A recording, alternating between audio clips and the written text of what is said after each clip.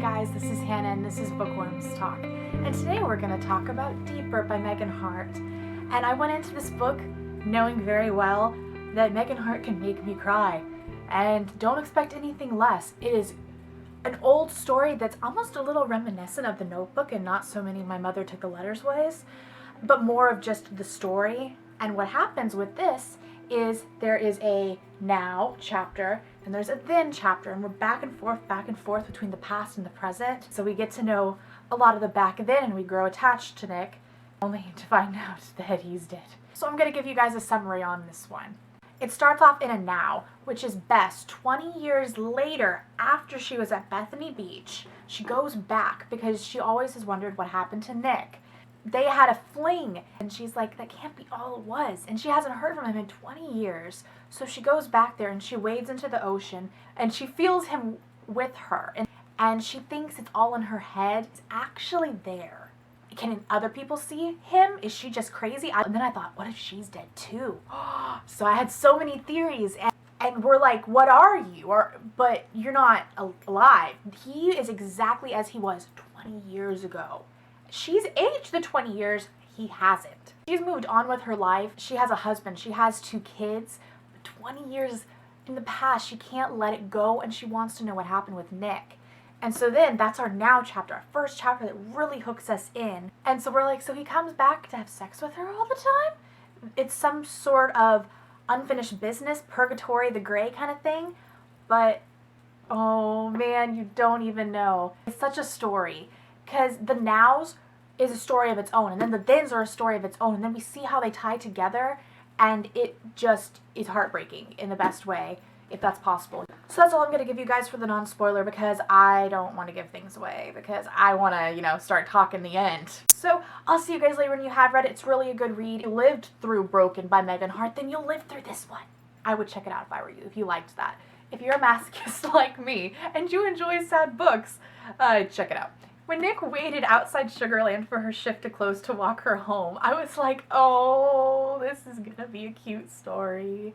And it was, and then it wasn't, and then it was. Oh, same old Nick, thinking with this day. Yeah, that just made my day. End with Missy. Nick's like, did she tell you I'm queer? That little bitch. Fucking Nick is very blunt with things. And we're okay with that because we hate Missy. When we find out that she actually married Andy, I'm like, of all the guys, couldn't you have gotten with Eddie or something? I'm just like, seriously, he cheated on you once, that is gonna happen again. And it does. So Eddie didn't know that Nick was dead. Did anybody know that Nick was dead? How does someone just go missing and no one even know? I'm still baffled by that. Andy's friends, Dan and Joe, did not go unnoticed, and I appreciated it. Dan from Dirty and Joe from Broken. That makes me so happy. With the Ouija board, I'm like, that's why all this shit's going on. It got us in the mindset of it when Bess is like, I know you like to fuck around. And Nick's like, don't ever think you know what I want. Bess keeps talking like they have so much time and it's like this endless amount of time. And I'm like, am I the only person that doesn't think this is permanent? Like, she didn't know that he died. How do you not know? You didn't even, after all these years, you didn't try to look him up to call him. You didn't try to anything. You can't claim ignorance because you loved him. I would have been so willing for the book to have gone like, they both moved on, they both had a life, they both had wives and husbands and kids and whatever, and they came back. I would accept that baggage any day compared to this. But death, that's kind of hard to come back from. Actually. I was so suspicious of him not being able to leave the property or the house kind of thing. So it's like the typical good ghost can't leave scenario. But then the jogger saw him. That means he's not invisible. She's not crazy. Unless this were The Passengers situation, the movie with Anne Hathaway, where they're like guiding her to, because she's dead, just look it up, you'll understand. And I would have been so livid. I don't understand why him not being able to leave is such a big deal. She could become a hermit and stay with him and get 20 cats. This could work. What the fuck is toast smelling like sex? The whole thing with Joe at the party, and she's like, how's married life treating you? And then Sadie's there, and so it worked with them. I wanted to hear that for so many books. I'm so happy. This whole conversation What are you afraid you'll forget? I don't know, I'm just afraid I will. You won't forget. You could never forget this. You're pretty sure of yourself. Yep. What about you? What about me? Will you forget about me? I don't intend on having to. You did basically forget about him. You didn't even look for him. This could go one of two ways, and it's not turning into the cat lady way.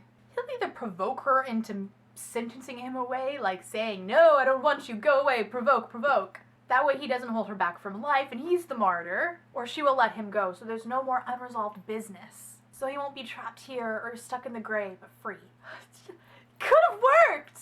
The cat lady scenario, guys, I'm telling you. Bess is, trust me, I do. Well, that only took 20 years. The pancakes and the tickling scene before Andy showed up was, I think, my favorite scene in the book. It was adorable, and I couldn't handle it, and oh my god, it was my favorite. I loved it so much. It was adorable. Even though, let's call him Past Nick, seems like an ass, and everything was romantic bullshit, I liked him better than the ghost Nick. He would say things like, I have you so wrapped, as he holds up his pinky, and I'm just like, ugh! I liked him less romantic, guys. I thought I would always be that girl that's like, give me the beautiful words, but you know what? I liked the old Nick better. At Bess's reading, Alicia's like, you'll prevail, but you have to do the right thing, and you will do the right thing. And we're sitting here stuck thinking, what exactly is the right thing? Is the right thing letting him go? And I'm sitting here thinking, just remember, Nick told you earlier never to assume what he wanted. With their fight, and I'm like, you can't force Nick into saying I love you because he's forced because some other guy came into the picture. He's not the kind of person to do that. You can't force that from him, and just because he didn't say it doesn't mean he doesn't mean it. I hate Eddie now, but I liked him then. He was so good to her. I aim to please! 50 Shades flashback with Nick's story of how he basically died going to see her because he had to sober up so that he could drive to go to her because he did love her, and he never freaking said it. How depressing is that? He never said the words, and we could only hope that he meant the non-existent words that weren't there, and how could he not have said them? They should have talked about this before making this rash decision to just go into the ocean, let him free. And he's like, Bess, I want to go.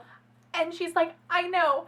And I'm like, no, you don't know what you're talking about. You need to talk about it and think about it for a couple seconds. It's not like you get a third chance here, guys. Her old cardigan, and it had the seashell that Nick gave her from before. And she had it, and it was like her piece of him. And the seashell, the Eddie thing at the end, I expected it. Accepted it even. Because if there were no Nick, I didn't want her to be alone.